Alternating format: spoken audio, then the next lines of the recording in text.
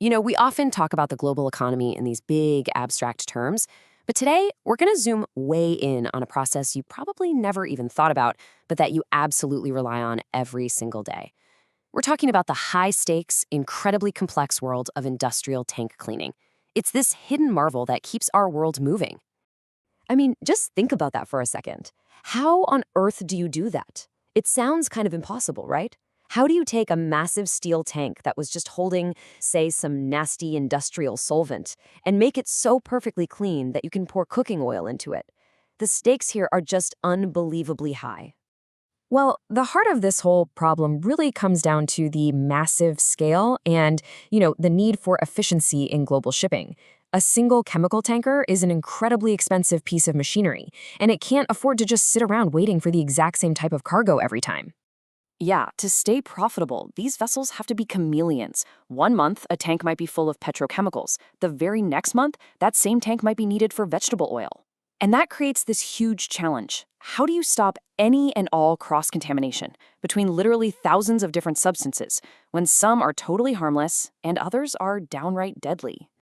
So how do shipping companies and their crews solve this wild puzzle, voyage after voyage, all across the globe? Well, they don't guess. They can't guess. They use a key, a very specific and frankly legendary guide. At first glance, this thing looks more like a piece of abstract art than it does a technical manual. But this is the cover of the book that holds all the secrets. For an entire industry, this book is basically the Bible. And here it is, Dr. Verwey's Tank Cleaning Guide. It's all compiled and published by a chemical lab in Rotterdam, one of the biggest shipping hubs in the world. And this guide is the definitive, authoritative source for exactly how to pull off these critical cleaning jobs. Okay, so let's crack this thing open. While every single cleaning job is unique, it has to be, depending on the chemicals involved, the guide starts by laying out a universal procedure. It's this fundamental rhythm that underpins the whole process. It's this multi-stage physical assault on whatever is left in that tank. It kicks off with something called butterworthing, which is basically just blasting the inside with high-pressure water jets. After that comes a wash with very specific detergents, another rinse, a final flush with fresh water, and then, of course, a super careful draining and drying process. But honestly, the physical steps, that's only half the story. This is where it gets really clever. The guide dives deep into the actual science. So, for example, to clean out leftover animal or vegetable oils, it tells you to use a process called saponification.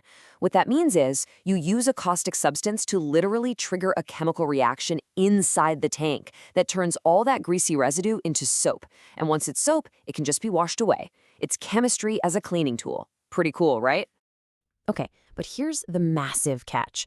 A general method is great and all, but it's just not enough. We're talking about thousands of different chemicals here. If you use the wrong detergent or even just the wrong water temperature for a specific chemical, well, at best, it won't work. At worst, it could be an absolute disaster. You have to know the specifics. And this, right here, is where the true genius of Dr. Verwey's guide really comes into play. It's not just a list of instructions. No, it's a complex, interlocking system for finding the precise answer you need every single time. The heart of the entire guide is this, the product cleaning chart. Honestly, you should think of it like the Rosetta Stone for tank cleaning. It's the key that lets a ship's crew decode the exact procedure for any combination of cargoes you can possibly imagine. So here's how this incredible system works. It's a massive grid, a matrix that goes on for hundreds of pages. The idea is simple. You find the chemical you're cleaning out of the tank on the vertical axis, and then you find the next cargo it's being prepped for along the horizontal axis. Your answer is right there at the intersection. Let's just walk through a real example from the guide. Okay, let's say your tank just carried a chemical called disylpentadiene, or DCPD for short. The next cargo scheduled to go in is xylene. You need the exact procedure to make that switch safely. So you go down the vertical list, you find DCPD.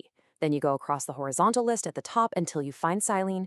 You trace them to the point where they intersect on this huge grid, and right there you'll find a letter code.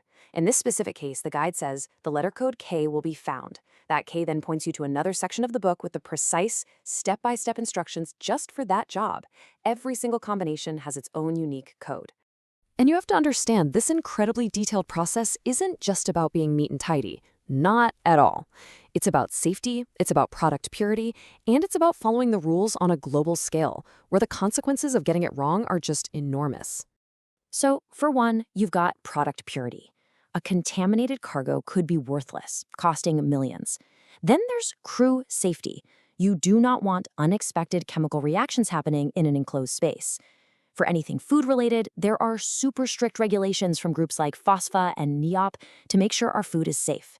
And finally, you have big international laws like MARPOL, which are all about protecting the ocean from pollution. And if you really want to understand the danger, let's just get really concrete. The guide lists the physical properties of every chemical. So take toluene, it's a common solvent. Its lower explosion limit in the air is just 1.2%. That is a terrifyingly small number. Just let that sink in. An atmosphere with just a little over 1% of toluene vapor can basically become a bomb, just waiting for a single spark. A tiny miscalculation in the cleaning, a failure to properly vent the tank, and you can have a catastrophic explosion. This guide is the thin line between a routine procedure and an absolute disaster. It's really a remarkable system when you think about it. A completely analog, paper-based solution built on pure, organized data that underpins our vast digital world. And it really makes you wonder, right? What other invisible systems like this one, built on that same kind of old-school, meticulous precision, are quietly working in the background, just making our complex, modern lives possible?